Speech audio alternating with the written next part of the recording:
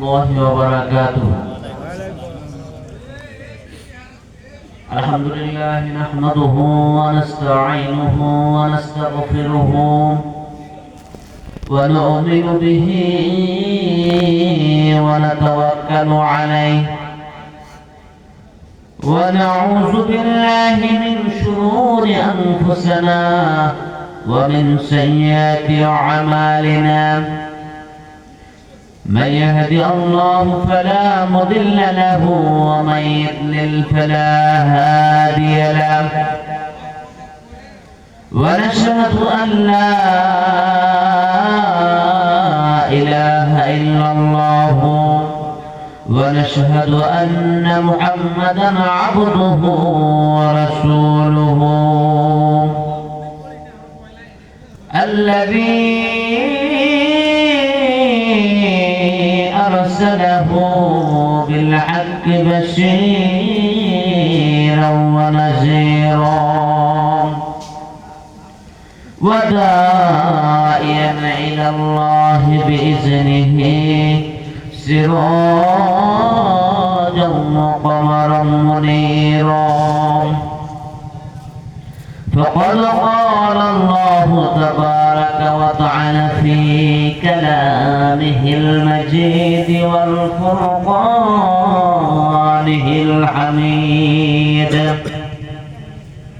فأعوذ بالله من الشيطان الرجيم. بسم الله الرحمن الرحيم. سبحان الذي أسرى بعبده ليلا من المسجد الحرام إلى المسجد الأقصى الذي باركنا حوله لنريه من آياتنا إنه هو السميع البصير. عن أبي هريرة رضي الله تعالى عنه أن رسول الله صلى الله عليه وسلم قال: إذا مات الإنسان انقطع عنه أعماله إلا من ثلاث صدقات جارية أو علما ينتفع به أو ولد صالح يدعو له. وقال الله تعالى أيضا: إن الله وملائكته يصلون على النبي يا أيها الذين آمنوا صلوا عليه وسلموا تسليما. اللهم صل على سيدنا مولانا محمد وعلى آل سيدنا شفيعنا محمد. اللهم صل على سيدنا مولانا محمد وعلى آل سيدنا شفيعنا. मुझे कुछ मिले यानी मिले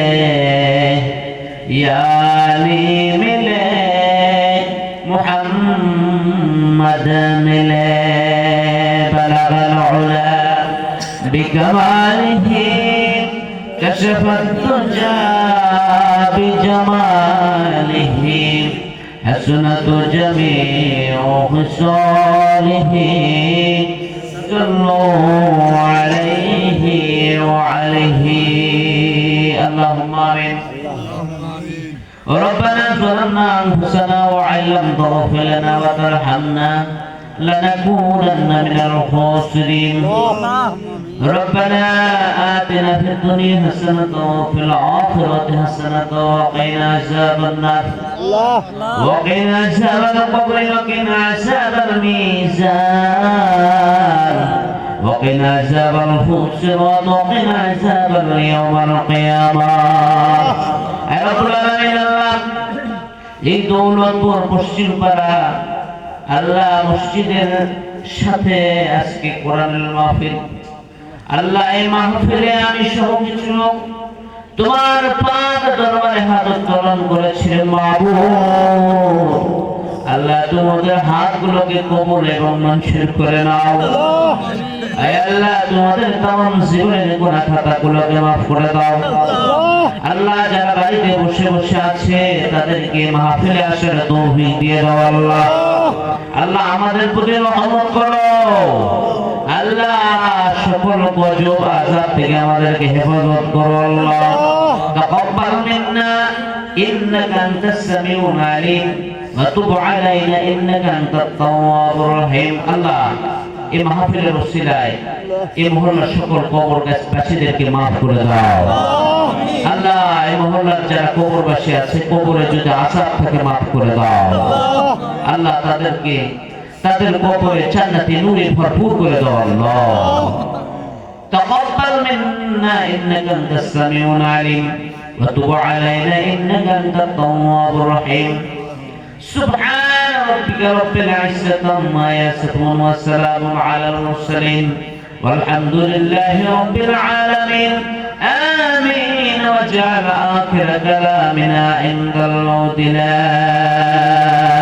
إله إلا الله محمد رسول الله لا إله إلا الله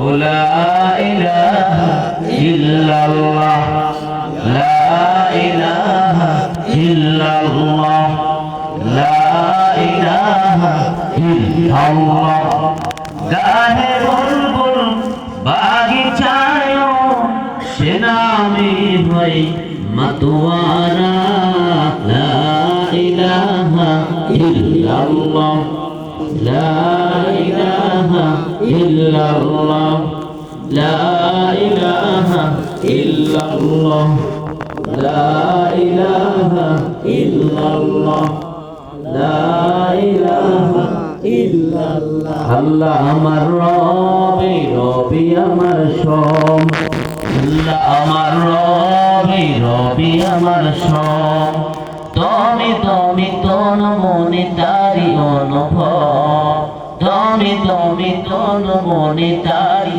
অনুভব আল্লাহ আমার রবি রবি আমার সব আলহামদুলিল্লাহ যাবতীয় সত্য সারা সে মাবুদের দরবারে যে পরওয়ারদিগার আলম আমাদেরকে আজকে এই মাহফিলে উপস্থিত হওয়ার তৌফিক দান করেছেন সেই মাহমুদের দরবারে সর্বপ্রথম আমরা শুকরিয়া জ্ঞাপন করি সকলে বলেন আলহামদুলিল্লাহ লাখো কোটি দরুদ সালাম বিশ্ব মানবতার মহান মুক্তির দূত জনাবে মুহাম্মদ রাসূলুল্লাহ সাল্লাল্লাহু আলাইহি ওয়াসাল্লামের প্রতি আজকে এই যে দৌলতপুর পশ্চিম পাড়া শাহী জামে মসজিদ এই শাহী জামে মসজিদ আসলে এই মসজিদটা ছিল না আগে কিছুদিন আগে 1 বছর বা 2 বছর আগে হয়েছে সম্ভবত না না এটা পুরাতন মসজিদ আর ছোট ছিল বোধহয় এখন মাটিতে ছিল আমার কিন্তু খুব ভালো লাগতেছে আমি আসছি এর আগেও আসছি হ্যাঁ খুব ভালো লাগছে মসজিদটা ভালো হয়েছে আলহামদুলিল্লাহ আসলে ছোট গ্রাম ছোট থেকে কিন্তু মানুষ বড় হয় নাকি বলেন আমার বন্ধু আবুল কাসিম ওনার মামা এই যে মামা বসে আছে আমি বাড়িতে অনেক এসেছি 2-3 বার এসেছি আলহামদুলিল্লাহ অনেক উন্নয়ন হয়েছে গ্রামে অনেক উন্নয়ন হয়েছে এই যে দৌলতপুর পশ্চিমপাড়া শাহী জামে মসজিদের আজকে এই মাহফিলের সম্মানিত সভাপতি জনাব মোহাম্মদ ফজলুর রহমান বর্তমান আমার মামা অনেক অবসরপ্রাপ্ত শিক্ষক প্রাথমিক বিদ্যালয় এবং দাদার সদস্য হাই স্কুলের এবং প্রধান অতিথি জনাব তাহেরুল ইসলাম যুগ্ম আহ্বায়ক শিবগঞ্জ উপজেলা বিএনপি বগুড়া এবং সাধারণ সম্পাদক রায়নগর ইউনিয়ন বিএনপি। বরেণ্য অতিথি তাজুল ইসলাম সাবেক সাধারণ সম্পাদক শিবগঞ্জ উপজেলা বিএনপি বগুড়া। আরো অতিথিবৃন্দ সকলের প্রতি মোবারকবাদ এবং ধন্যবাদ। আমি আল্লাহ তাআলার দরবারে অগণিত শুকরিয়া আদায় করছি যে আল্লাহ তাআলা আমাদেরকে মাহফিলে উপস্থিত হওয়ার তৌফিক দান করেছেন। আবার বলে আলহামদুলিল্লাহ। এখনো যারা আছে না বাড়িতে বসে বসে আছেন, এই কয়েকজন লোকই নাকি আরো লোক নাই? অবশ্যই আছে। তা আসলে আমরা যারা আছি মাহফিলে আছি, আমরা লাভের মধ্যে আছি না ক্ষতির মধ্যে আছি? লাভের মধ্যে আছি। আর যারা বাড়িতে বসে বসে আছেন আত্মীয়তা মেহমানদারি করছেন, আসলে মেহমানদারি কিন্তু হয়ে গেছে। এখনই যদি বলা হয় যে মাহফিলে না গেলে প্রসাদ বন্ধ, পায়খানা বন্ধ, এক সপ্তাহ বা 15 দিন দৌড়ে আসবে। আসবে কি আসবে না? আসবে। তা আমি করজোড়ে অনুরোধ করছি যারা বাড়িতে বসে আছেন, আল্লাহর বিপদ আসবে 1 মিনিট বা 1 সেকেন্ডও সময় লাগবে না। লাগবে কি? লাগবে না। আমি এই জন্য বলছি এই গ্রামবাসী যারা আছেন বাড়িতে বসে বসে এখনো আছেন, ল্যাপের মধ্যে শুয়ে আছেন, আপনারা মাহফিল করে আপনারা কেন আসবেন না? কেন আসবেন না? আল্লাহর গজব দেবেন না, আল্লাহর রহমতের মধ্যে পূর্ণ হয়ে যান। এটা হলো জান্নাতি বাগান। এটা কি জান্নাতি বাগান? এই বাগানে যদি জান্নাতের মধ্যে না থাকিয়া আমরা জাহান্নামের মধ্যে থাকে বাড়িতে বসে থাকা আজকে জাহান্নামের মধ্যে বসে থাকা। তা আমি মনে করছি করজোড়ে অনুরোধ করছি যারা দৌলতপুরবাসী আছেন দয়া করে আমরা বাড়িতে না থেকে যুবক, কিশোর, স্টুডেন্ট, বৃদ্ধ সকলেই মাহফিলের দিকে দ্রুত চলে আসুন। যেমন আল্লাহ কোরআনের মধ্যে বলেছেন ইজা নুদিয়াস সালাতি মিন ইয়াউমিল জুমআহ ফাসআউ ইলা যিকরিল্লাহ ওয়া যারুল বায়া যালিকুম খায়রুল লাকুম ইন কুনতুম তা'লামুন। আল্লাহ কোরআনের মধ্যে বলেছেন যখন তোমাদেরকে জুমার নামাজের দিকে আহ্বান করা হয়, জুমার নামাজের জন্য ডাকা হয়, তখন তোমরা দ্রুত ধাবিত হয়ে যাও কিসের দিকে? জুমার নামাজ আদায়ের দিকে। জুমার নামাজ আদায়ের জন্য দ্রুত দৌড়ায় যাও। দৌড়ায় যাও বলা হচ্ছে, দৌড়ে যাও, হেঁটে যাও না, দৌড়ে দৌড়ে ছুটে ছুটে চলে যাও জুমার নামাজ আদায়ের জন্য। কি জন্য? জুমার নামাজ যখন আযান দেবে সব কাজ হারাম। তা আপনার গ্রামে যদি একটা ইসলামী চর্চা হচ্ছে, কোরআনের কথা হচ্ছে, হাদিসের কথা হচ্ছে, আলেম ওলামারা আসছে, হুজুরের আসছে, হাফেজ সাহেব আসছে, কত লোক এখানে আসছে, আজকে তার বদৌলতে এই এলাকার কবরবাসীর গুনাহগুলো মাফ হতে পারে। পারে কি পারে না? মাফ হতে পারে। কার ওসিলায় কি হতে পারে এটা বলা যাবে? বলা যাবে না। আল্লাহ তাআলা আমাদেরকে যারা আসছি তাদেরকে ধন্যবাদ জানাচ্ছি এবং মোবারকবাদ জানাচ্ছি। আমি সূরাতুল বনী ইসরাঈল 15 পারা, প্রথম নম্বর সূরা, আয়াত নম্বর 1। আয়াত নম্বর 1, 15 পারা। কোরআন শরীফ কয় পারা? 30 পারা। জোরে বলেন কয় পারা? 30 পারা। 30 পারা। তার মধ্যে 15 পারা। 15 পারা। আয়াত সূরা বনী ইসরাঈল আয়াত নম্বর 1। এই আয়াতের বিষয়টা হলো কি, আমরা একটা সময় আপনারা মাহফিল করছেন, সুন্দর একটা সময়, সুন্দর একটা দিন এবং সুন্দর দিনও, কিন্তু সুন্দর মাস, সুন্দর মাস।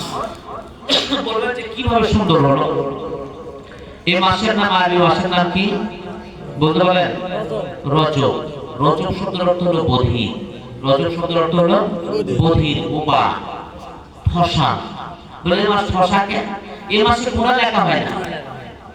ফেরেশতাদেরকে বলা হয়, হে ফেরেশতারা, তোমরা 11 মাস গুনাহ লিখছো, 11 মাস গুনাহ লিখেছো, এই মাসে আর গুনাহ লেখো না। এই মাসে বধির হয়ে থাকো, কানের মধ্যে শুনলেও শোনো না, বধির হয়ে থাকো, ফসা হয়ে থাকো, বোবা হয়ে থাকো, কারণ আমার বান্দারা এখন ইবাদতের দিকে চলে আসবে। আল্লাহ কোরআনে বলেছেন ফাদখুলি ফি ইবাদি ওয়াদখুলি জান্নাতি। আমার বান্দারা ফাদখুলি ফি ইবাদি, আমার ইবাদতকারী বান্দাদের সাথে চলে আসো। ফাদখুলি ফি ইবাদি ওয়াদখুলি জান্নাতি, আর ইবাদতকারী বান্দাদের সাথে আসলে সাথে সাথে তাদের সাথে বেহেশতে চলে যাও। বলুন সুবহানাল্লাহ। ইবাদতকারী বান্দা কারা? আমরা এখন ইবাদতের মধ্যে আছি না কোরআনের মধ্যে আছি? আমরা ইবাদতের মধ্যে আছি। কোরআনের আলোচনা হচ্ছে, হাদিসের আলোচনা হচ্ছে। হ্যাঁ, আবার যদি হাউসের মঞ্চ করা হয়, যাত্রার মঞ্চ করা হয়, যাত্রার প্যান্ডেল করা হয়, জুয়ার মঞ্চ করা হয়, এইগুলোতে যারা যাবে, এগুলো শয়তানের কাজ না ভালো কাজ? এগুলো ইবাদতের কাজ নয়। এগুলোতে যারা যাবে জাহান্নামে চলে যাবে, জাহান্নামে চলে যাবে। তে মাসের নাম কি? রজব মাস। আল্লাহ কোরআনে বলেছেন সুবহানাল্লাযী আসরা বিআবদিহি লাইলাম মিনাল মাসজিদিল হারামি ইলাল মাসজিদিল আকসা। আল্লাহ এখানে কোরআনে বলেছেন সূরা বনী ইসরাঈল আয়াত নম্বর 1, ইসরার ঘটনা আছে। ইসরা মানে কি? ইসরা মানে হলো ভ্রমণ করা। ইসরা মানে হলো কি? ভ্রমণ করা। আল্লাহ রাসূল সাল্লাল্লাহু আলাইহি ওয়াসাল্লাম আমাদের প্রিয় নবী বিশ্ব নবী জনাব মুহাম্মদ রাসূলুল্লাহ সাল্লাল্লাহু আলাইহি ওয়াসাল্লাম যখন নবুয়ত প্রাপ্ত হয়েছিলেন 40 বছর বয়সে, 1 বছর, 2 বছর, 3 বছর, 4 বছর, 5 বছর, এভাবে যেতে যেতে যখন এক পর্যায়ে আল্লাহ বললেন, হে আমার প্রিয় নবী, হে আমার প্রিয় হাবিব, এই ইসরা অর্থাৎ আল্লাহর সাথে দেখা করার জন্য শুধুমাত্র একজন নবীকে আল্লাহ আসমানে তুলে নিয়েছিলেন। একজন নবী, পৃথিবীতে 1 লক্ষ অথবা মতান্তরে 2 লক্ষ 24,000 নবী রাসূল আল্লাহ প্রেরণ করেছিলেন এই পৃথিবীতে। আর তারা মানব জাতির হেদায়েতের জন্য এই দুনিয়াতে আল্লাহ তাআলা তাদেরকে পাঠিয়েছিলেন মানব জাতির হেদায়েতের জন্য। আর তাদের মধ্যে আমাদের প্রিয় নবী বিশ্ব নবী জনাবে মুহাম্মদুর রাসূলুল্লাহ সাল্লাল্লাহু আলাইহি ওয়াসাল্লামকে পাঠিয়েছিলেন। এই নবী শুধুমাত্র সরাসরি আল্লাহর সঙ্গে দিদার করেছিলেন। আর একজন নবী আল্লাহর সঙ্গে সরাসরি দিদার করতে পারে নাই। 1 লক্ষ মতান্তরে 2 লক্ষ 23,999 জন নবী একজনও আল্লাহর সঙ্গে সরাসরি দেখা করতে পারে নাই। মুসা আলাইহিস সালাম তুর পাহাড়ে গিয়ে আল্লাহর সঙ্গে দিদার করেছেন, দেখা করেছেন, কিন্তু তার মধ্যে একটা পর্দা ছিল, নূরের তাজালি পর্দা ছিল। বলে পর্দা আর কি? আচ্ছা, এই পর্দা আছে না, এই যে পর্দা দেখা যাচ্ছে, পর্দার ওই পারে যদি একটা লোক থাকে, কথা যদি বলে, গল্প যদি করে, শোনা যাবে কি যাবে না? যাবে, শোনা যাবে। কিন্তু পর্দার এই পারে আসলে সঙ্গে সঙ্গে সাথে সাথে দেখা হয়ে যাবে, তার দুজন মুখোমুখি আলোচনা হয়ে যাবে। আমাদের নবী বিশ্ব নবী জনাবে মুহাম্মদুর রাসূলুল্লাহ সাল্লাল্লাহু আলাইহি ওয়াসাল্লাম সরাসরি দেখা করেছিলেন, সামনাসামনি সাক্ষাৎ করেছিলেন। যার কারণে কোরআনে সূরা নজরে বলা হয়েছে ফাকানা কাবা কাউসাইনি আও আদনা ফাআওহা ইলা আবদিহি মা আওহা। আল্লাহ এবং আল্লাহ রাসূল সাল্লাল্লাহু আলাইহি ওয়াসাল্লাম তারা দুজন এমনই ভাবে একত্রিত হয়েছিলেন যে 2 ধনুকের মাঝখানে যে ব্যবধান তার চাইতে নিকটতম হয়েছিলেন। বলুন সুবহানাল্লাহ। আল্লাহুম্মা সাল্লি আলা সাইয়্যিদিনা মাওলানা মুহাম্মাদ ওয়া আলা আলি সাইয়্যিদিনা শাফিআনা মুহাম্মাদ। আল্লাহুম্মা সাল্লি আলা সাইয়্যিদিনা মাওলানা মুহাম্মাদ ওয়া আলা আলি সাইয়্যিদিনা শাফিআনা মুহাম্মাদ। রাসূলুল্লাহ সাল্লাল্লাহু আলাইহি ওয়াসাল্লাম সরাসরি দিদার করেছিলেন, আল্লাহর সাথে দিদার মানে দেখা করেছিলেন। মুসা আলাইহিস সালাম দেখেন কত আগে মুসা আলাইহিস সালাম শেষের একটা ঘটনা বলি। মুসা আলাইহিস সালাম এর নিকট মালাকুল মউত আসলো। মালাকুল মউতের নাম কি? আজরাইল আলাইহিস সালাম। মালাকুল মউতের নাম কি? আজরাইল আলাইহিস সালাম। আজরাইল আলাইহিস সালাম মুসা আলাইহিস সালামের কাছে আসলেন। এসে বললেন, আসসালামু আলাইকুম ইয়া মুসা কালিমুল্লাহ। হে মুসা কালিমুল্লাহ, আপনার এই মুহূর্তে মৃত্যু হবে। কি হবে? আপনার এই মুহূর্তে মৃত্যু হবে। মৃত্যুর জন্য আমি এসেছি। আজরাইল আলাইহিস সালাম, আপনি মৃত্যুর জন্য প্রস্তুতি গ্রহণ করেন। এবার মুসা আলাইহিস সালাম বললেন, আজরাইল ভাই, আমার হায়াত কি শেষ হয়েছে? বলে, হ্যাঁ, আপনার হায়াত শেষ হয়েছে। বলে, আমার হায়াত যদি শেষ হয়ে থাকে তাহলে তুমি আমার মৃত্যুটা নিয়ে যেতে পারো, আমার মৃত্যু ঘটায় দিতে পারো। এবার বললেন যে আপনার ভিতরে যে আমি ঢুকবো, আপনার সানটা কবজ করবো, এটা কিভাবে করবো? আপনার মুখ দিয়ে ঢুকবো, আপনার মুখ দিয়ে ঢুকবো, আপনার মুখ দিয়ে ঢুকে আপনার জানটা কবজ করে নেবো, রূহটা বের করে নিয়ে আসবো। তখন মুসা আলাইহিস সালাম বললেন, হায় আজরাইল, তুমি কেন আমার মুখ দিয়ে ঢুকতে চাচ্ছ? মুখ দিয়ে কেন ঢুকতে চাচ্ছ? ঘটনা কি? এই মুখ দিয়ে তো আমি আল্লাহর প্রশংসা করেছি, তাওরাত কিতাব পাঠ করেছি, আল্লাহর কত গুণগান কীর্তন বর্ণনা করেছি। অতএব তুমি আমার এই মুখ দিয়ে কখনোই ঢুকতে পারবে না।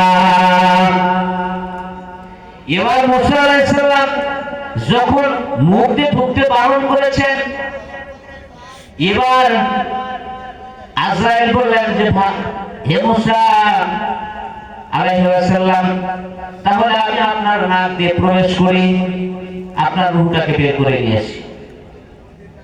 এবার মুসা আলাইহিস সালাম বললেন, এ নাক কত আল্লাহর অক্সিজেন গ্রহণ করেছে, এ নাক দিয়ে আমি আল্লাহর নিয়ামতের কত কিছু ঘ্রাণ নিয়েছি, অতএব তুমি নাক দিয়ে প্রবেশ করতে পারবে না।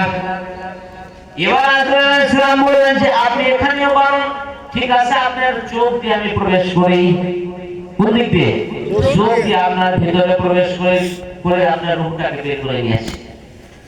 এবার মুসা আলাইহিস সালাম বললেন যে, এই চোখ দিয়ে আমি তাওরাত কিতাব দেখেছি, এই চোখ দিয়ে আমি আল্লাহর নূরকে দেখেছি, বিরাই তোমাকে আমি চোখের ভিতর দিয়ে যেতে দেব না।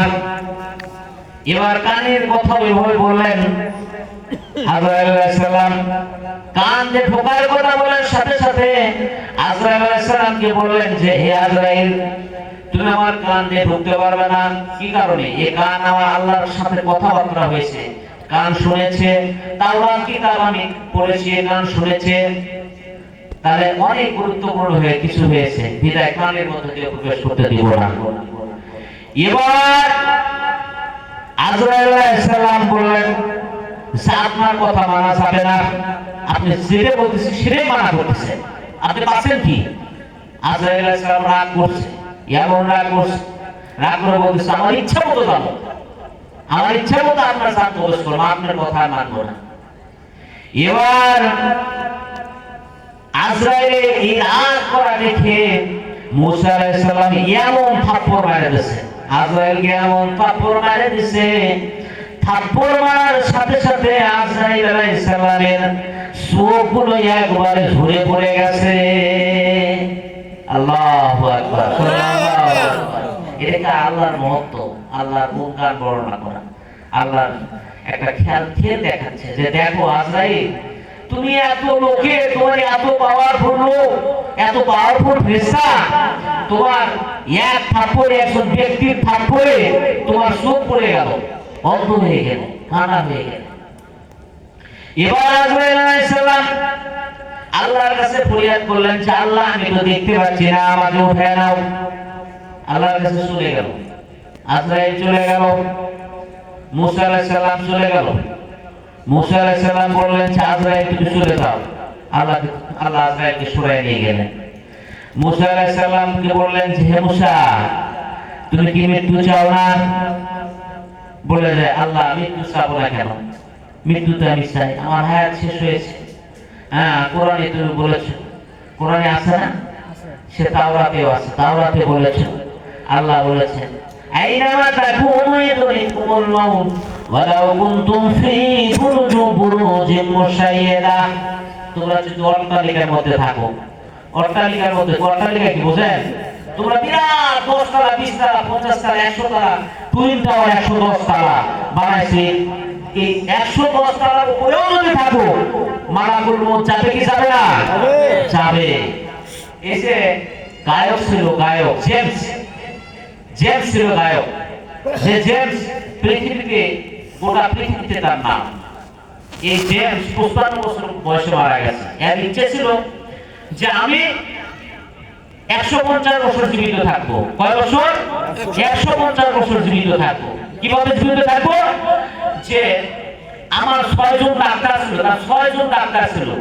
খাবার নিয়ে আসা হতো, প্রথমে একজন পরীক্ষা করতো, আর একজন পরীক্ষা করতো, আর একজন, এরকম 6 জন ডাক্তার তার খাবার পরীক্ষা করে দিত যে খাবারে ব্যাকটেরিয়া আছে কিনা। দেখা গেল 6 জন ডাক্তার পরীক্ষা করার পর তাকে খাবার দেওয়া হতো। 55 বছর বয়স যখন মালাকুল মউত তার কাছে এসে উপস্থিত, মালাকুল মউত কি তার কাছে এসে উপস্থিত। 55 বছর, 150 বছর কাছে চেয়েছিলেন। আর জেমস মাত্র সবে মাত্র 55 বছর বয়স। আমারই মনে করেন যে 56, আমার মনে হয় 46 47 বছর বয়স। তার মানে যুবক বয়স ছিল তার। এই সময় সে মারা গেল, এই সময় সে মারা গেল। আরো একজন বিজ্ঞানী ছিল, যে বিজ্ঞানীর ইচ্ছে ছিল যে আমাকে যেন কেউ মৃত্যুর আইসে, কোরআন হাদিসে বলা হচ্ছে যে মৃত্যু বরণ করতে হবে। গ্লাস বানাইছে 11টা গ্লাস দিয়ে, আপনি 11টা পর্দা আছে গ্লাসে। পর্দা দেওয়ার পর এই গ্লাসের মধ্যে এই ব্যক্তি থাকে এবং স্ত্রী নাই, পরিবার নাই, কেউ নাই আমেরিকায়, কেউ নাই, এখানে বসবাস করে। দেখা গেল সে যুবক বয়সে এই যে বিরাট 11টা পর্দা করেছে গ্লাস দিয়ে, যেখানে ঢোকার মতো একটা পিপিলিকাও ঢুকতে পারবে না, সেখানে সে বসবাস করতেছে। সে খাবার নিয়ে গেছে, বসবাস করতেছে। দেখা গেল 20 দিন পর, 20 দিনে তার মোবাইল ঢোকে না, কিছুই ঢোকে না, তাকে দেখাও যাচ্ছে না, কিছু করা যাচ্ছে না। 20 দিন পর লোকেরা বলতেছে দেখা যাক তো লোকটা কি আছে, মোবাইল ঢোকে না, মোবাইল ধরে না, সব কিছু বন্ধ হয়ে গেছে, এই লোকটা কোথায় আছে? এবার গ্লাস একটা একটা করে ভেঙে যাওয়া হলো। যেহেতু ওই সাইডে তার লক করা ছিল, ওই সাইডে প্রত্যেকটা দরজায় লক ছিল। ভেঙে যায়, দেখা গেল যে লোকটা মারা গিয়েছে আজ থেকে 19 দিন 20 দিন আগে, 19 অথবা 20 দিন আগে। তার মানে যেদিন ঢুকেছে ওই দিন অথবা পরের দিন মারা গেছে। আল্লাহু আকবার, আল্লাহু আকবার। তাহলে মালাকুল মউত কাউকে ছাড় দেবে না, ছাড় দেবে না। এই জন্যই তো আমাদেরকে মৃত্যুর প্রস্তুতি নিতে হবে ভাই। এখনো ল্যাপের মধ্যে ঘুমোচ্ছে, এই গ্রামের লোক আছে এখনো ল্যাপের মধ্যে ঘুমোচ্ছে অনেকে। যদি গজব আসে, গজব যদি আসে, ওই লোকগুলো কিন্তু আগে পড়বে। এই জন্যই আমি বলছি দয়া করে আপনারা গজবের মধ্যে পড়ে, আল্লাহর রহমতের মধ্যে পড়েন। মসজিদ আল্লাহর ঘর, মসজিদ কার ঘর? আল্লাহর ঘর। আল্লাহ রাসূল সাল্লাল্লাহু আলাইহি ওয়াসাল্লাম বলেছেন, যখন তোমাদের উপর কোনো গজব আসে, বাড়িতে না গিয়ে থাকে, তোমরা মসজিদে গিয়ে অবস্থান করো আর আল্লাহর জিকির করো। মসজিদ কিয়ামত পর্যন্ত স্থায়ী থাকবে। সব যখন সিংহায় ফুৎকার দেওয়া হবে, ইজা জুলজিলাতিল আরদু জিলজালাহা, সব কিছু ধ্বংস হয়ে যাবে, কিন্তু মসজিদ ধ্বংস হবে না, মসজিদ ধ্বংস হবে না। এই মসজিদগুলো ভাসমান অবস্থায় থাকবে এবং যে যে জায়গাগুলোতে সিজদা দিয়েছে, সিজদার জায়গাগুলো অক্ষত থাকবে। হাসরের ময়দানে এই জায়গাগুলো আপনার আমার জন্য সাক্ষী হয়ে যাবে। বলুন আল্লাহু আকবার, সুবহানাল্লাহ। দরুদ আল্লাহুম্মা সাইয়্যিদিনা মাওলানা মুহাম্মাদান ওয়া আলা সাইয়্যিদিনা শাফিআনা মুহাম্মাদ। আল্লাহুম্মা সাল্লি আলা সাইয়্যিদিনা মাওলানা মুহাম্মাদ ওয়া আলা আলি সাইয়্যিদিনা শাফিআনা মুহাম্মাদ। মুসা আলাইহিস সালামের ঘটনা বলছিলাম। কি মুসা থাপ্পড় মারলো, কাকে থাপ্পড় মারছে? আজরাইল। চোখ পুড়ে গেছে, অন্ধ হয়ে গেছে। এবার মুসা আলাইহিস সালাম আল্লাহর সাথে কথা হচ্ছে, মুসা তুমি আজরাইলকে থাপ্পড় মেরেছো, তুমি কি মৃত্যু চাও না? তোমার হায়াত দিয়ে দিলাম। কতদিন হায়াত দিয়ে দিলাম? বলে কতদিন আল্লাহ হায়াত দিয়ে দিলেন? বলে একটা মেষ বুঝলেন, একটা মহিষ বা একটা দুম্বা বা একটা গাধা, এর শরীরে যত পশম আছে এই পশম বরাবর, প্রত্যেকটা পশম বরাবর পশমের চাইতেও বেশি হায়াত দিয়ে দিলাম। বললেন সুবহানাল্লাহ। মুসা আলাইহিস সালাম বললেন যে আল্লাহ, তুমি তো মেষের পশমের চাইতেও বেশি দিন দিলা। আচ্ছা বুঝলাম, তারপরে কি মারা যাওয়া লাগবে? তারপরেও কি মারা যাওয়া লাগবে? তখন মুসা আলাইহিস সালাম বললেন যে আল্লাহ, এই পশমের সমপরিমাণ অথবা তার ডবল বা তার চেয়ে ডবল পর দিনের পর কি আমাকে মারা যাওয়া লাগবে? বলেন হ্যাঁ, তোমাকে একদিন মরতে হবে। আল্লাহ কোরআনে বলেছেন কুল্লু নাফসিন যায়গাতুল মাউত, প্রত্যেকটা প্রাণীকে মৃত্যুর স্বাদ আস্বাদন করতে হবে। মুসা আলাইহিস সালাম বললেন আল্লাহ, আমার যখন মরতেই হবে আর দেরি করব না, এখনই আমার মৃত্যু দিয়ে দাও। তবে একটা ইচ্ছা। বলে কি ইচ্ছা মুসা? বলে একটা ইচ্ছা, তোমার সাথে আর একবার কথা বলবো, আর একবার কথা। অনেকদিন কথা কইছি, আর একবার কথা। প্রেমিক আছে না, নারীর মধ্যে প্রেম আছে না? হ্যাঁ, যদি ছেলে মেয়ে 1 বছর 2 বছর প্রেম করে থাকে, যদি আলাদা এক জায়গায় বিয়ে হয়, দেখলেও কিন্তু ওই জিনিসটা চলে। আবার ওরা কিন্তু ইচ্ছে করে, বাবা বড় লোক, ছেলে পক্ষে বড় লোক, মেয়ে পক্ষে করি, অথবা মেয়ে পক্ষে বড় লোক, ছেলে পক্ষে করি। দেখেন ছেলে মেয়ে কিন্তু দুইজন দেখা যাচ্ছে যে বিয়েটা হবে না। হ্যাঁ, এই যে ভালোবাসা, আন্তরিকতা আলাদা হয়ে চলে যায়। এখানে আল্লাহ এবং মুসার সাথে কি হয়েছে? প্রেম হয়েছে। আল্লাহ এবং মুসার সাথে প্রেম হয়েছে। এই জন্য মুসা আলাইহিস সালাম আল্লাহর কাছে ইরাদা করলো, ইচ্ছা করলো যে আল্লাহ, আপনাকে আর একবার দেখবো, আপনার সাথে আর একবার কথা বলবো। মুসা আলাইহিস সালামের প্রস্তাব আল্লাহ গ্রহণ করলেন যে মুসা চলে আয়, এই বৃদ্ধ বয়সে তুই লাঠি যুগে আবার তুর পাহাড়ে চলে আয়। আমি আল্লাহ তোমার সাথে দেখা করবো, তুমি মুসার সাথে দেখা করবো। এবার মুসা আলাইহিস সালাম তুর পাহাড়ে চলে গেল। সংক্ষেপে বলতেছি, বেশি সময় বোধহয় নাই। আলহামদুলিল্লাহ। আমাদের আজকের মাহফিলের প্রধান বক্তা, যিনি প্রধান মেহমান আমাদের মাঝে উপস্থিত হয়েছে, আমি দেখে আসছি ইনশাআল্লাহ। সকলেই একটা তাকবীর, লিল্লাহি তাকবীর, লিল্লাহি তাকবীর। পরে প্রধান বক্তা আসবেন, প্রধান অতিথি আসবেন, সবাই আসবেন ইনশাআল্লাহ। আমরা আশা করি আল্লাহ তাআলা সুস্থতার সাথে তাদেরকে আসার তৌফিক দান করুন। সকলে বলেন আল্লাহুম্মা আমিন। এবার মুসা আলাইহিস সালাম, সংক্ষেপে বলছি, মুসা আলাইহিস সালাম আস্তে আস্তে তুর পাহাড়ে চলে গেলেন। তুর পাহাড়ে গিয়ে আল্লাহর কাছে ইরাদা করলেন, ইচ্ছা করলেন যে মুসা বললেন যে আল্লাহ, তুমি দেখা দাও। মুসা আলাইহিস সালাম এবং আল্লাহর সাথে কথোপকথন হলো। এবং মুসাকে বললেন, আল্লাহ বললেন যে হে মুসা, তোমার আর ইচ্ছা কি? এবার মুসা আলাইহিস সালাম বললেন যে আল্লাহ, আমার কোনো ইচ্ছা নাই, তবে আমার উম্মত, আমার যে সমস্ত উম্মত আছে, উম্মত মানে আমার যারা সাথী আছে, বন্ধু আছে, আমার উপর যারা ঈমান এনেছে, আমাকে যারা বিশ্বাস করেছে, আপনার প্রতি যারা ঈমান এনেছে, এদেরকে কখনো না খেয়ে মারবেন না, অনাহারে মারবেন না। এবার মুসা আলাইহিস সালাম যখন প্রস্তাব দিলেন, আল্লাহ বললেন যে হে মুসা, তোমার হাতে ওটা কি? তোমার হাতে ওইটা কি? মুসা আলাইহিস সালাম বললেন যে আল্লাহ, এটা আমার হাতে লাঠি। ওমা তিলকা বিয়ামিনিকা ইয়া মুসা। ওখানে গেলে আবার বহু ঘটনা আছে, সূরা তোহায় গেলে অনেক ঘটনা আছে, ওইদিকে না যাই, এদিকটা শেষ করি। এবার মুসা আলাইহিস সালাম বললেন যে আমার হাতে এটা লাঠি। আল্লাহ বললেন এই লাঠি দ্বারা তোমার তুর পাহাড়ে একটা বাড়ি মারো, আঘাত করো। তুর পাহাড়ে লাঠি দ্বারা আঘাত করার সাথে সাথে একটা নহর বের হয়ে গেল, নদী বের হয়ে গেল। বলুন সুবহানাল্লাহ, জোরে বলুন সুবহানাল্লাহ। নদী বের হয়ে গেল। মুসা আলাইহিস সালাম আশ্চর্য হলেন, আমি আছি তুর পাহাড়ের উপরে, তুর পাহাড়ে একেবারে উপরে আছি, আর বাড়ি মারলাম নদী হয়ে গেল, নদীর কিনারায় দাঁড়িয়ে আছি, তুর পাহাড়ের পাশে নদী হয়ে গেছে।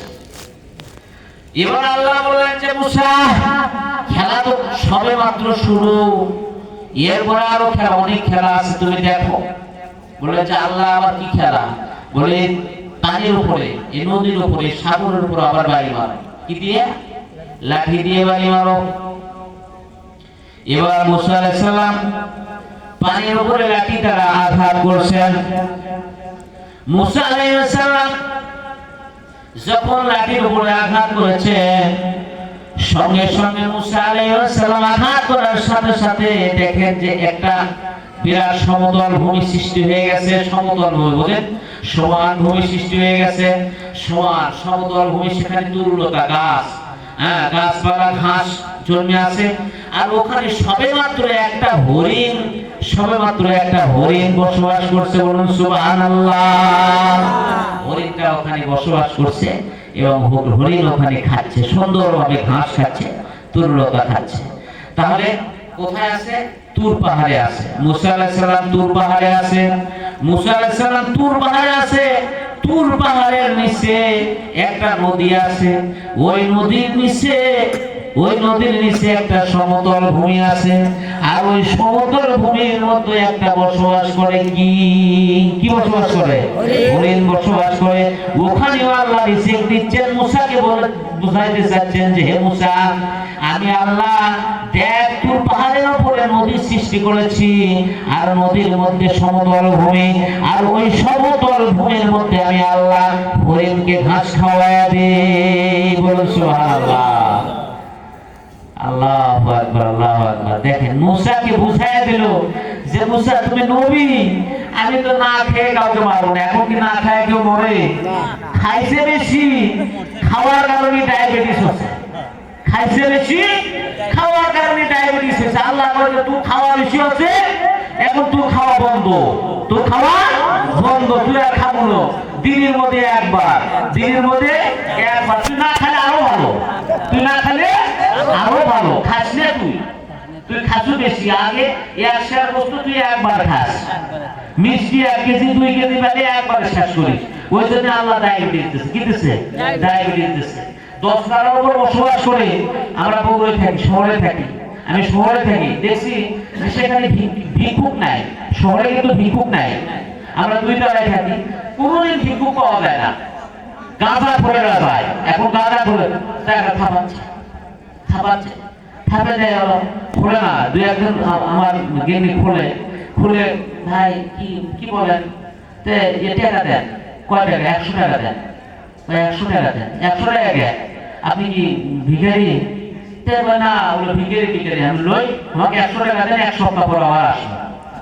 না হলে 500 টাকা দেন, 1 সপ্তাহ পর আবার আসুন, 1 মাস পর আবার আসুন। এটা আমার দেওয়া লাগবে। গাঞ্জা খায়।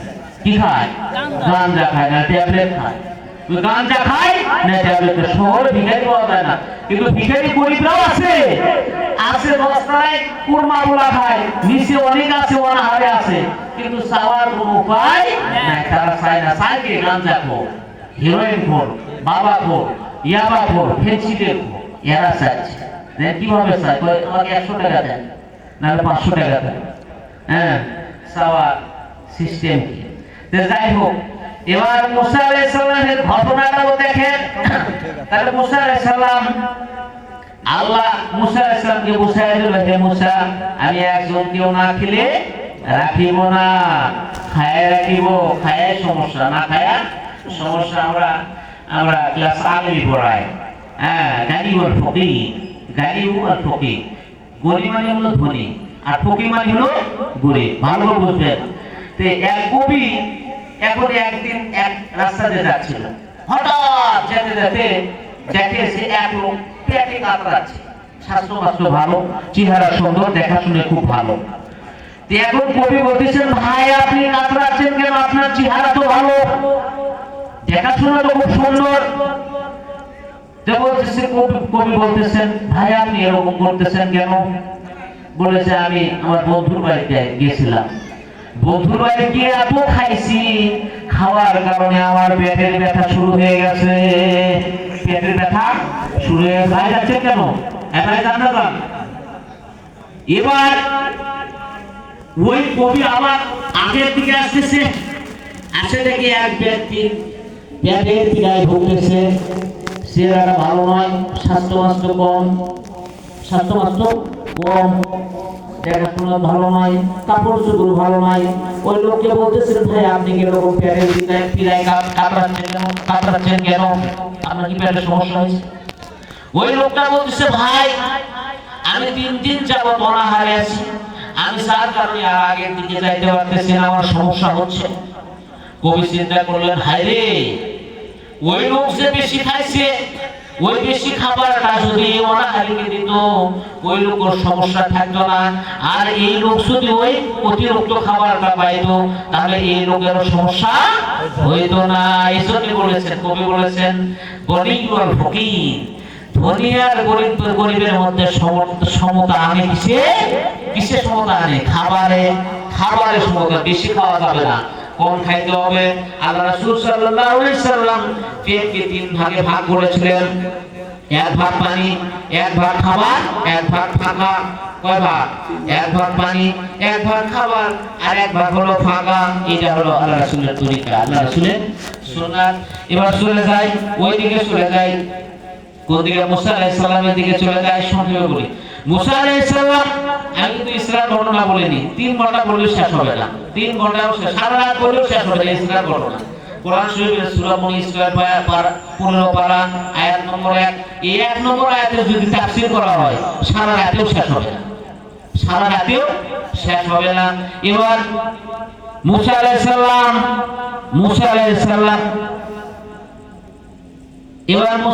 সালাম এগুলো দৃশ্য দেখে আসতেছিলেন, আল্লাহর সাথে দিদার হয়েছে। মুসা আলাইহিস সালাম আসতেছিলেন, আস্তে আস্তে তুর পাহাড়ের নিচে এসে দেখেন একটা কবর পড়তেছে, 7 জন ফেরেশতা, 7 জন ব্যক্তি, ফেরেশতা নয়, ও দেখতেছে 7 জন ব্যক্তি। কয়জন ব্যক্তি? 7 জন ব্যক্তি কবর পড়তেছে। কি করতেছে? কবর পড়তেছে। মুসা আলাইহিস সালাম বললেন যে, ভাই মারা গেছে কি? বলে, গ্রামে একটা লোক মারা গেছে, এখানে কবর দেওয়া হবে, আমরা ওইখানে কবর পড়তেছি। এবার মুসা আলাইহিস সালাম বললেন যে, ভাই তাহলে কি তোমরা খুব ক্লান্ত, তোমাদের শরীর তো ঘেমে গিয়েছে? বলে, হ্যাঁ আমাদের শরীর একটু ক্লান্ত হয়েছে, আপনি পড়লে আমার সুবিধা হবে। হ্যাঁ, মুসা আলাইহিস সালাম পড়লেন। ওই 7 জন ব্যক্তি কবর খনন করলেন। কবর খনন করার পরে ওই 7 জন ব্যক্তি বলতেছেন, দেখতে শুনতে মৃত ব্যক্তি আপনার মতোই, আপনার চেহারার মতোই, আপনি একটু কবরে শুয়ে মাপ দিন, আপনি একটু কবরে শুয়ে যান, মাপ দিয়ে দেখি কবরটা আপনার মতো হয় কিনা। এবার মুসা আলাইহিস সালাম কবরের ভেতরে এসে শুয়ে গেছে। শোয়ার পরে যখন শুয়ে গেছে, আল্লাহ বলতেছেন, হে মালাকুল মউত আজরাইল, তুই তো আর যাইতে পারবি না, তুই ভয় করছিস। কি করছিস? তুই ভয় করছিস, তোর আর যাওয়া সম্ভব নয়, আমি যাব। বলে যে, আল্লাহ তুমি আমাকে ভালো করে দাও, এটা তো আমার দায়িত্ব। দায়িত্বটা কার? আজরাইলের। চোখ অন্ধ, দেখতে পারে না, চোখ অন্ধ, দেখতে এক থাপ্পড় মারে আজরাইল, হ্যাঁ, এক থাপ্পড় মারে মুসার 2 চোখ পড়ে গেছে। এবার মুসা আলাইহিস সালাম যখন কবরের মধ্যে শুয়ে গেছে, আল্লাহর কাছে বলছে, আল্লাহ তোমার চোখ ভালো করে দাও, আমি দেখতে পাচ্ছি না, কিন্তু তোমার সব নিদর্শন আমার অগোচরে আছে। আল্লাহ তখন আজরাইলের সকল চোখগুলো দুটো ভালো করে দিলেন। ভালো করে দেওয়ার সাথে সাথে আজরাইল আলাইহিস সালাম উপস্থিত হয়ে গেল। তখন ওই 7 জন ফেরেশতা বলতেছেন, ভাই মুসা, হে নবী মুসা আলাইহিস সালাম, আপনি মৃত্যুর আগে কোনো কিছু ইচ্ছা ছিল নাকি? বলেন যে, হ্যাঁ আমার একটা ইচ্ছা আছে। বলে, কি ইচ্ছা? আল্লাহ বলেন যে, আল্লাহর তরফ থেকে কিন্তু এগুলো জিজ্ঞাসা করা হচ্ছে। মুসা আলাইহিস সালাম বললেন যে, আমার একটা ইচ্ছা, আমি একটা আপেল খাবো। কি খাবো? আপেল খাবো। তখন 7 জন ব্যক্তি, একজন ব্যক্তি জান্নাতে একটা আপেল দিয়েছে, দুনিয়াতে একজন ব্যক্তি জান্নাতে আপেল পাইছে। তার নাম হলো মুসা আলাইহিস সালাম। তার নাম কি? মুসা আলাইহিস সালাম। এবার মুসা আলাইহিস সালাম জান্নাত থেকে আপেল, ফেরেশতা আপেল নিয়ে এসে মুসা আলাইহিস সালামের হাতে দিয়ে দিয়েছে। মুসা আলাইহিস সালাম এক কামড় দিবে, অমনিতেই মালাকুল মউত উপস্থিত হয়েছে। মালাকুল মউত উপস্থিত হয়েছে। যখন এক কামড় দিয়েছে, আপেলের ভিতর ঢুকেছে। আপেলের ভিতরে যখন ঢুকে গেছে, সাথে সাথে যখন ভিতরে ঢুকে গেছে, আপেলের অংশটা মালাকুল মউত ভিতরে ঢুকে গেছে। লিল্লাহি তাকবীর, লিল্লাহি তাকবীর। থাকে না একজন শয়তান তো আছে গ্রামের মধ্যে, অনেক শয়তান করতেছে। শয়তান যা থাকে না লেপের মধ্যে যেন একজন থাকতে পারে না। জোরে তাকবীর, লিল্লাহি তাকবীর, লিল্লাহি তাকবীর। আল্লাহ তাআলা এই যে আজকে আপনারা এখানে উপস্থিত হয়েছেন, খুশি না বেজার? খুশি। খুশি নাই? খুশি। আমার মনে হয় যে চুপচাপ এরকম হয়ে গেছে। ওয়াজ ভালো হচ্ছে না খারাপ হচ্ছে? ভালো লাগতেছে না ওয়াজ? যাই হোক, এখন কথাটা হলো আল্লাহ কোরআন ভালো, আল্লাহ রাসূলের হাদিস ভালো না খারাপ? ভালো। ইতিহাস, নবী রাসূলদের ইতিহাস ভালো না খারাপ? ভালো। এগুলো শুনলে ভালো লাগে, অন্তরে ঈমান বৃদ্ধি পায়। জাদাতহুম ঈমানাও ওয়া আলা রাব্বিহিম ইয়াতাওয়াক্কালুন। আবু হুরায়রা রাদিয়াল্লাহু তাআলা হতে বর্ণিত হাদিস। আবু হুরায়রা রাদিয়াল্লাহু তাআলা রাসূলুল্লাহ সাল্লাল্লাহু আলাইহি সাল্লামকে বললেন যে ইয়া রাসূলুল্লাহ, ইয়া হাবিবাল্লাহ, আমরা যখন আপনার নিকট আসি, আপনার নিকট যখন উপস্থিত থাকি, আপনার কাছে যখন বসে থাকি, তখন আমাদের ঈমানটা যেন বৃদ্ধি পেয়ে যায়। আর আপনার নিকট থেকে যখন চলে যায়, তখন যেন আমাদের ঈমানটা দুর্বল হয়ে যায়। আল্লাহু আকবার। রাসূল সাল্লাল্লাহু আলাইহি ওয়াসাল্লাম বললেন, হে আবু হুরায়রা, ঈমানের কমতি বৃদ্ধি হয়, ঈমানের কমতি বৃদ্ধি হয়। আল্লাহ কোরআনের মধ্যে এই জন্যই বলেছেন, ওয়াইজা তুলিয়াত আলাইহিম আয়াতু জাদাতহুম ঈমানাও ওয়া আলা রাব্বিহিম ইয়াতাওয়াক্কালুন। সূরা আনফাল, সূরা আনফাল সম্ভবত আয়াত নম্বর 2, সম্ভবত আয়াত নম্বর 2, 1 নম্বরের পরের নম্বর আয়াত। তাহলে এখানে কোরআনের আয়াত যখন তিলাওয়াত করা হয়, মুমিনদের অন্তরের ঈমান বৃদ্ধি পেয়ে যায়। বলুন সুবহানাল্লাহ। ঈমান বৃদ্ধি পেয়ে যায়। ওয়া আলা রাব্বিহিম ইয়াতাওয়াক্কালুন। তারা সকল কাজে আল্লাহর উপর ভরসা করে। বলুন সুবহানাল্লাহ, সুবহানাল্লাহ। দুরূদ আল্লাহুম্মা সাইয়্যিদিনা মাওলানা মুহাম্মদ ওয়া আলা আলি সাইয়্যিদিনা শাফি'ানা মুহাম্মদ। আল্লাহুম্মা সাল্লি আলা সাইয়্যিদিনা মাওলানা মুহাম্মদ ওয়া আলা আলি সাইয়্যিদিনা শাফি'ানা মুহাম্মদ। আলহামদুলিল্লাহ। তাহলে আমি কোথায় গেছি? মুসা আলাইহিস সালাম কবরের মধ্যে শুয়ে গেছে, মালাকুল মউত উপস্থিত হয়েছে, আপেল খেয়েছে, আপেলের ভিতর মালাকুল মউত ভিতরে ঢুকে গেছে। কি গেছে? ভিতরে ঢুকে গেছে। এবার মুসা আলাইহিস সালামকে আল্লাহ বললেন যে, হে মুসা, তোমার হায়াত তো শেষ হয়ে গেছে, তুমি মালাকুল মউতকে এর আগে থাপ্পড় মেরেছিলে, আর এই মুহূর্তে আমি তোমার জানটা কবজ করে নিচ্ছি। তখন বলেন যে ইন্না লিল্লাহি ওয়া ইন্না ইলাইহি রাজিউন। মানুষ বলে মারা যায়, মানুষ বলে কথা কয় ইন্না লিল্লাহি ওয়া ইন্না ইলাইহি রাজিউন। ইন্না লিল্লাহি অনেক ক্ষেত্রে বলা যায় যখন দুঃসংবাদ আছে, খারাপ কিছু হয়, খারাপ কিছু ঘটে যায়, তখন ইন্না লিল্লাহি বলে। ইন্না লিল্লাহি শব্দের অর্থ সব কিছু আল্লাহর জন্য। সবকিছু কিসের জন্য? আল্লাহ। মানুষের যদি আমাদের উপর যদি কোনো সমস্যা হয়, আমরা যদি বিপদ আপদ মুসিবতের মধ্যে পড়ে যায়, তখন বলেন যে ইন্না লিল্লাহ। এগুলো সবকিছু কার জন্য? আল্লাহর জন্য, সবকিছু আল্লাহর জন্য। এখানে ইন্না লিল্লাহি, নিশ্চয় এগুলো আল্লাহর জন্য, ওয়া ইন্না ইলাইহি রাজিউন, আর তার নিকটে আমাদেরকে ফিরে যেতে হবে। ফিরে যেতে হবে কি হবে না? ফিরে যেতে হবে। আমরা আল্লাহর নিকট থেকে এসেছি। কার নিকট থেকে? এই রূহগুলোকে আদি পিতা আদম আলাইহিস সালামকে আমাদের সৃষ্টি করেছিলেন। আমাদের পিতা, আদি পিতা আদম আলাইহিস সালামকে সৃষ্টি করেছিলেন সর্বপ্রথম। সেখান থেকে শেষ মানুষ যিনি সৃষ্টি হবে, এই মানুষ পর্যন্ত যত লোক আসবে যাবে, আসবে আর যাবে, আসার পরে কিন্তু যেতে হবে, যেতে হবে। তার মানে এই জগৎটা সৃষ্টির আগে একটা জগৎ ছিল, তার নাম হলো রূহের জগৎ। তার নাম হলো রূহের জগৎ। এর আলমে আরওয়াহ, এটা হলো রূহের জগৎ। আর আমরা যে জগতের মধ্যে আছি, এই জগতের নাম হলো আলমে আসবাব। আলমে আসবাব, এটা হলো বস্তু জগৎ। যা দেখছি সেটাই বস্তু। আমি একটা বস্তু, স্বাভাবিকভাবে আমার কিন্তু আমার আপনার এই গাছলা পশু পাখি, তরুলতা, চন্দ্র সূর্য গৃহ, মানে গ্রহ নক্ষত্র, এই যে জমিন আসমান যা দেখছেন, জমিনে যা দেখছেন সব ধ্বংসশীল, সবই ধ্বংসশীল। ফেরাউনের ধ্বংস হয়েছে। ফেরাউনের ধ্বংস হয় নাই? ফেরাউন বলেছিল যে আনা রাব্বুকুমুল আলা, আমি কি তোমাদের বড় রব নই? বড় রব নয় কি? আমি তোমাদের রব। রব মানে কি? যে খাবার দেয়, যে খাবার কেড়ে নেয়, যে কেড়ে নেয়, আবার যে হায়াত দেয়, যে হায়াত কেড়ে নেয়, তার নাম হলো রব। সে রব হতে পারে কি? সব হতে পারে কি?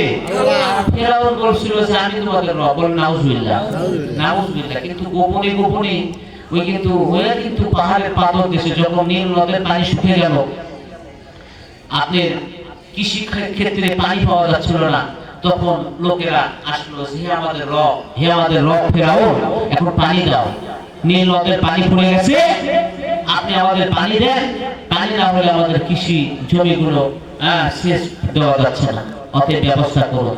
তিনি চিন্তা ভাবনা করে অনেক কিছু করলেন, পানি হচ্ছিল না। এবার রাতের অন্ধকারে একাকি গোপনে গোপনে গিয়ে পাহাড়ের পাদদেশে গিয়ে আল্লাহর কাছে বললেন যে আল্লাহ, তুমি আমার রব, তুমি আমার রব। আলহামদুলিল্লাহি রাব্বিল আলামিন আর রহমানির রহিম মালিকি ইয়াউমিদ্দিন। আল্লাহ তুমি আমার রব, তুমি আমার সৃষ্টিকর্তা, তুমি আমার খালেক, তুমি আমার মালিক, তুমি রিজিক দাতা, তুমি রাষ্ট্রীয় মালিক, সকল কিছুর মালিক তুমি আল্লাহ। তোমাকে আমি স্বীকার করি, আমি পরকাল চাই না, আমি দুনিয়া চাই। কি চাই? দুনিয়া চাই, পরকাল আমি চাই না। যা করো করো, পরকালে তুমি যা করো করো, দুনিয়াতে আমাকে বেইজ্জতি করো না আল্লাহ। আল্লাহ বললেন যে ফেরাউন, তুই দুনিয়া চাস? দুনিয়া চাস? 350 বছর রাজত্ব করেছে, একদিন জ্বর আর সত্যি হয়নি। 350 বছর রাজত্ব করছে। কয় বছর? আর এর আগে কয় বছর করলো একজন? কয় বছর? 15.5 বছর। যে মেলা জ্বর সত্যি অনেক কিছু আছে, শেষে দেশ ছেড়ে অন্য দেশে যাওয়া লাগছে, দেশ ছেড়ে অন্য দেশে যাওয়া লাগছে। আর ফেরাউন কয় বছর চলাছে? জোরে বল, কয় বছর? 350 বছর রাজত্ব চালাইছে, একদিনও জ্বর সত্যি হয় নাই। জ্বর হয় নাই, সত্যি হয় নাই। এই ফেরাউন গোপনে গিয়ে আল্লাহর কাছে বলেন, আল্লাহ, আল্লাহ তুমি আমাকে, আমার সৃষ্টিকর্তা, খালেক, মালিক, সকল কিছুর মালিক তুমি আল্লাহ, বিদায় তুমি আর তোমার কাছে আমি দুনিয়া চাই, পরকাল আমি চাই না। আমি আল্লাহ পরকাল চাই না। আল্লাহ বললেন যে ফেরাউন তুই চা। পরের দিনে গিয়ে একটা স্লিপ ফেলে দিলেন, সঙ্গে সঙ্গে আল্লাহর নির্দেশে। কার নির্দেশে? ওখানে লেখা ছিল আল্লাহর হুকুমে। স্লিপটা ফেলে দেওয়া হলো, আল্লাহর হুকুমে নীল নদ ভরে যাও। সাথে সাথে যখন স্লিপটা ফেলে দেওয়া হলো, সাথে সাথে নীল নদ পানিতে ভরপুর হয়ে গেল। ফেরাউনের ক্ষমতা আরো বেড়ে গেল। ফেরাউনের ক্ষমতা কি হয়ে গেল?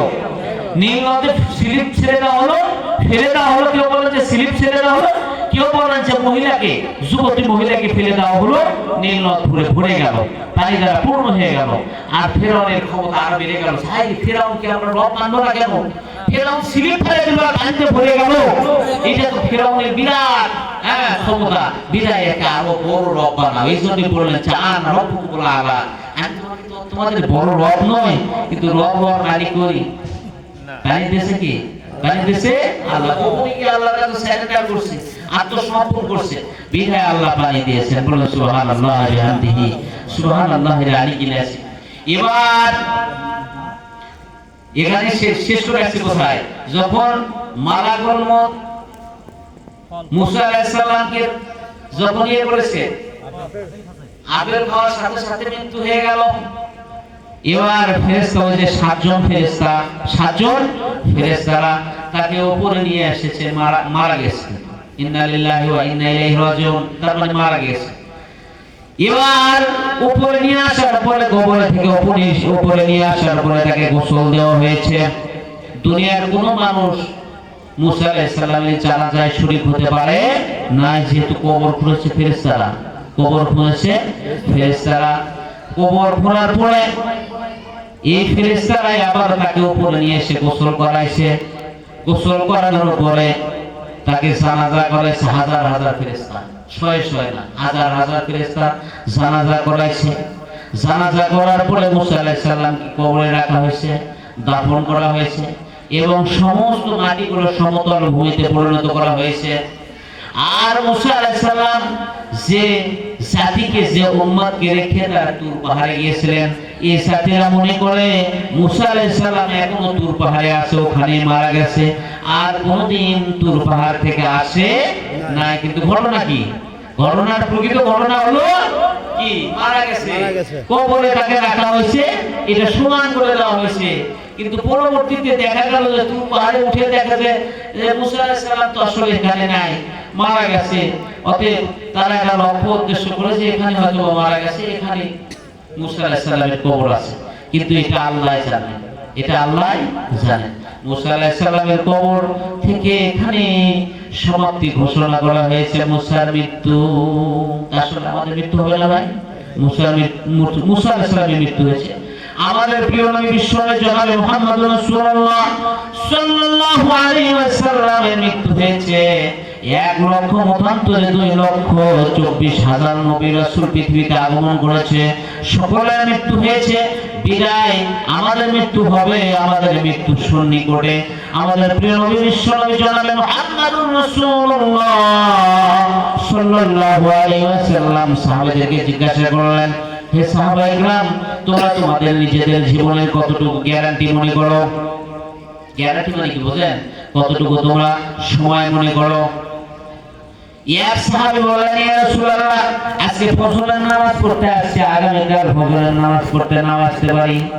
আর এক সাহাবী বললেন, ইয়া রাসূলুল্লাহ, আজকে আমি ফজরের নামাজ পড়তে আসতে পেরেছি, যোহরের নামাজ নাও পড়তে আসতে পারি। আল্লাহর নবী রাসূল সাল্লাল্লাহু আলাইহি ওয়াসাল্লাম সাহাবীদেরকে বললেন যে আর কেউ কিছু মনে করো? রাসূল পাক সাল্লাল্লাহু আলাইহি ওয়াসাল্লামের কথা শুনে এক সাহাবী বললেন, ইয়া রাসূলুল্লাহ, আমি এখন ফজরের নামাজ পড়তে আসতে পেরেছি, আর বাড়িতে যেতে পারি কিনা এরকম সময়ের গ্যারান্টি মনে করি না। তখন রাসূল পাক সাল্লাল্লাহু আলাইহি ওয়াসাল্লাম বললেন, হে সাহাবায়ে কেরাম, তোমরা কেউ এক সপ্তাহ, এক মাস, কেউ বা এক বছর, কেউ বা একদিন, কেউ বা এক ওয়াক্ত নামাজ, কেউ বা এক দিগন্ত সময় কেউ অনুভব করেছো, গ্যারান্টি মনে করেছো? আমি বিশ্বনবী জনাব মুহাম্মদুর রাসূলুল্লাহ সাল্লাল্লাহু আলাইহি ওয়াসাল্লাম এই দিকে নামাজের মধ্যে সালাম হয়েছে, আসসালামু আলাইকুম ওয়া রাহমাতুল্লাহ, আর বাম দিকে আর আসসালামু আলাইকুম ওয়া রাহমাতুল্লাহ বলার সুযোগ নাই। বুঝলেন?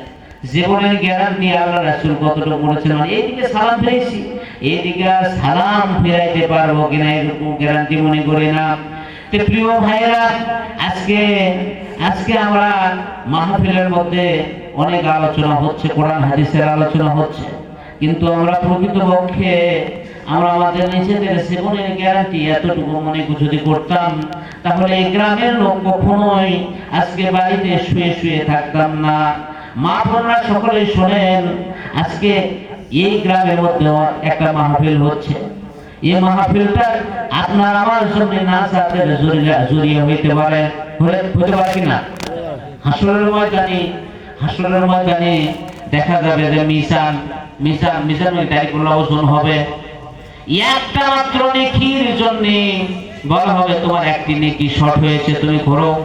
তোমার কোনো পরিবার নাই, বলবে হ্যাঁ আল্লাহ আমার পরিবার আছে। বলে কি আছে?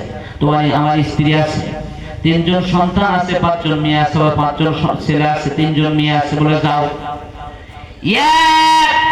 তুমি চলে গেলে স্ত্রীর কাছে, স্ত্রীর কাছে কে বলবে আমার প্রাণ প্রিয় স্ত্রী,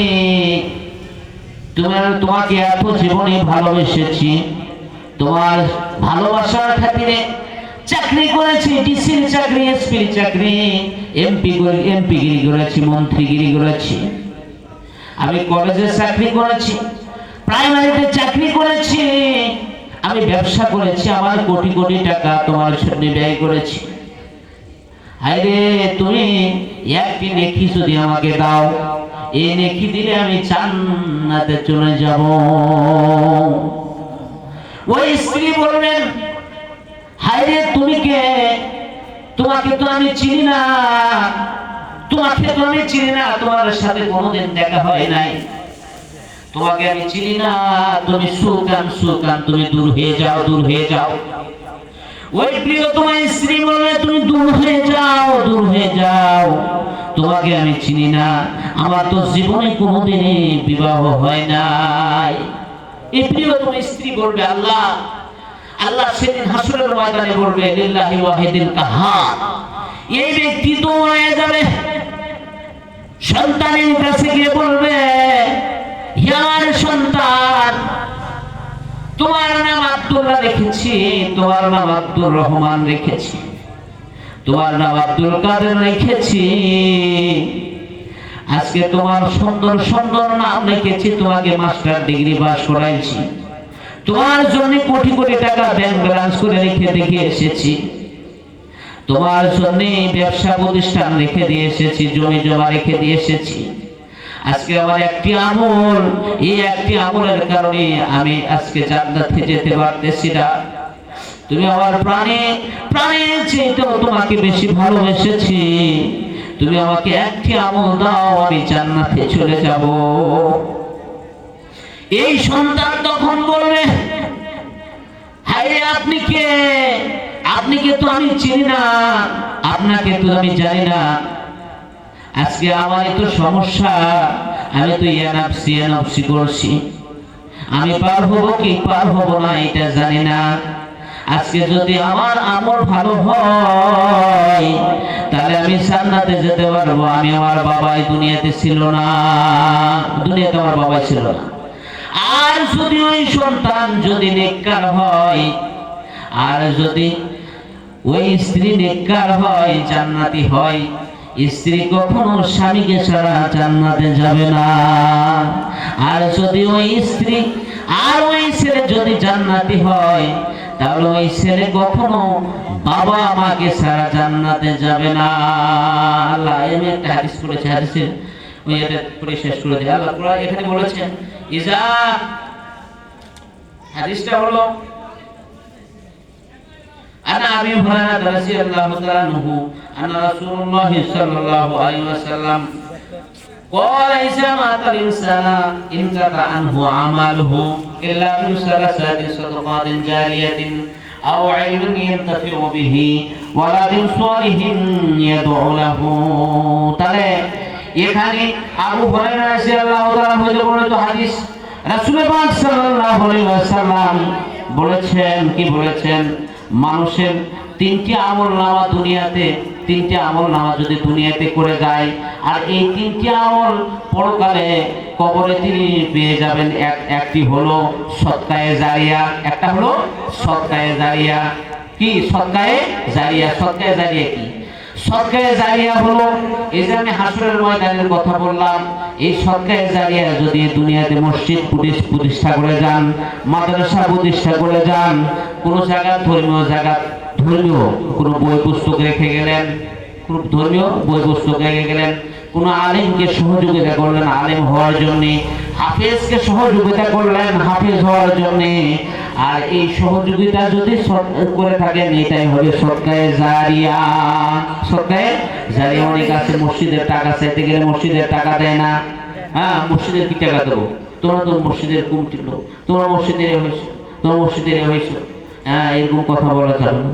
মসজিদের জন্য সর্বোচ্চ দান করতে হবে। হাসরের ময়দানে যদি বলা হয়, হে আব্দুল্লাহ, হে আব্দুর রহিম, হে আব্দুর রহমান, তোমার বাড়িতে তুমি টাইলস করেছো, তোমার বাড়িতে 3 তলা বিল্ডিং করেছো, তোমার বাড়িটা সুন্দরভাবে প্লাস্টার করেছো, রং করেছো, তোমার পাশে একটা মসজিদ তুমি টাইলস করো নাই, কোনোদিন এ চিন্তা করো নাই, তুমি মসজিদটা মাটির ছিল, তোমার বাড়িটা তুমি ইটার করেছো, মসজিদটা ছিল ইটার নয় মাটির। তাহলে হাসরের ময়দানে যদি আমি আপনাকে এই ধরনের প্রশ্ন করা হয়, কখনোই আমি জান্নাতে যাওয়ার সুযোগ নাই।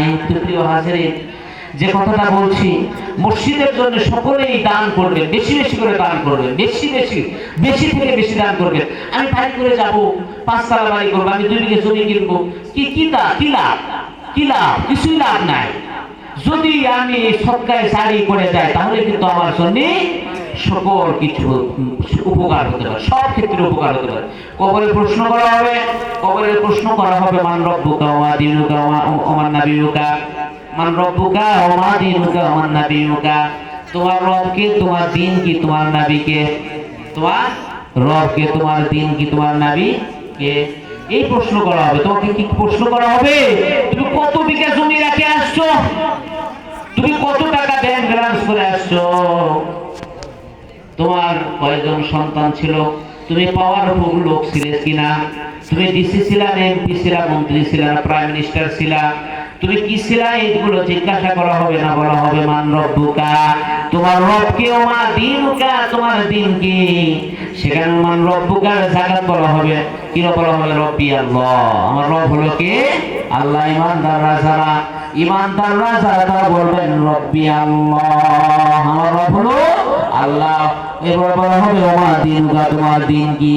বলা হবে দীনুল ইসলাম, আমার দিন হলো ইসলাম। এবার বলা হবে তোমার নবীকে, ওমান নাবিয়ুকা, তোমার নবীকে। তখন বলবেন মুহাম্মাদুর রাসূলুল্লাহ সাল্লাল্লাহু আলাইহি ওয়াসাল্লাম। এবার মুহাম্মদ সাল্লাল্লাহু আলাইহি ওয়াসাল্লামকে দেখানো হবে, সে বাংলাদেশ থেকে এখন কোথায় আছে? রাসূলুল্লাহ মদিনা, অর্থাৎ সৌদি আরব। 6000 ডিফারেন্স, 6000 মাইল, কিলোমিটার ডিফারেন্স। ফাঁকা করে দেওয়া হবে। রাসূলুল্লাহ সাল্লাল্লাহু আলাইহি সাল্লামকে দেখানো হবে কবর পর্যন্ত, তার কবর থেকে কবর পর্যন্ত দেখানো হবে। তখন বলেন হাজা মুহাম্মদ, হাজা নাবিয়ুনা মুহাম্মাদুর রাসূলুল্লাহ সাল্লাল্লাহু আলাইহি ওয়াসাল্লাম। ইনি হলেন আমার নবী, আপনার নবী, বিশ্ব নবী জনাবে মুহাম্মাদুর রাসূলুল্লাহ সাল্লাল্লাহু আলাইহি ওয়াসাল্লাম। যদি অ্যানসার সঠিক হয় তাহলে কি হবে? অ্যানসারটা দুনিয়াতে ফাঁস করে দিয়েছে, আল্লাহ দুনিয়াতে ফাঁস করে দিয়েছে। লিল্লাহি তাকবীর, আল্লাহু আকবার, প্রধান বক্তার আগমন, লিল্লাহি তাকবীর, আল্লাহু আকবার, লিল্লাহি তাকবীর, আল্লাহু আকবার, প্রধান বক্তার আগমন। প্রিয় হাজিরিন, আসলে প্রধান বক্তার ওয়াজটা শোনা আমাদের গুরুত্বপূর্ণ। আমি দ্বিতীয় বক্তা, বেশিক্ষণ সময় দিতে ওয়াজ ভালো লাগছে আপনাদেরকে? এলাকার ছেলে, আমার গায়ে পাচ্ছি, খতিব হলো চিঙ্গেশপুর উত্তরপাড়া জামি মসজিদ। এই যে চিঙ্গেশপুর আছে না, চিঙ্গেশপুর, এই যে ঢুকে যে মসজিদটা, পাঞ্জাকের মসজিদ, এই মসজিদ উত্তরপাড়া মসজিদ। এখানে আমি খতিব, অর্থাৎ শুধু জুমার নামাজ পড়াই, আর মাঠেরও ইমাম। এখানে মাঠেরও ইমাম আমি। পারলে এখানে আসেন, 2-1 সময় আসেন, কথা হবে ইনশাআল্লাহ। সংক্ষেপে যেটুকু আলোচনা হয়েছে, ভুল ত্রুটি হলে ক্ষমার দৃষ্টিতে দেখবেন। আল্লাহ তাআলা কোরআন হাদিসের কথাবার্তা বললে 2-1টা মিস্টেক হতে পারে, তাহলে কোরআন হাদিসের মধ্যে মিস্টেক করা যাবে না। যদি ভুল ত্রুটি হয় আল্লাহ তাআলা ক্ষমা করে দেখ। আল্লাহ আমাদেরকে সকলকে কবুল করে নিক, সকলকে দ্বীনের জন্য কবুল করে নিক, এবং মসজিদটাকে কবুল করে নিক। আমার মামা